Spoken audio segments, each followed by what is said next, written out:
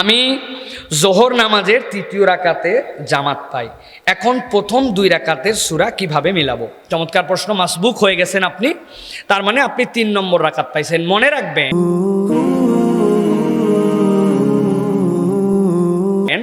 আপনি যেই রাকাতই পান ইমামের সাথে, আপনার পাওয়ার হিসাবে সেটিই আপনার প্রথম রাকাত।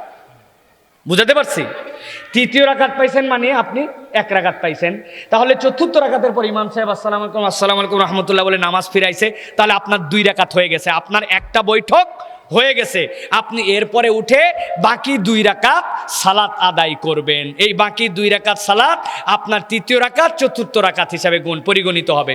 এখন আপনি যদি যেই সকল নামাজের মধ্যে কেরাত, আস্তে কেরাত, যেই সকল নামাজের কেরাত জোরে হয় না, ওই সকল নামাজের মধ্যে অনেক ফোকায়ে কেরাম বলেছেন আপনি চাইলে সূরা ফাতিহা পড়তে পারবেন।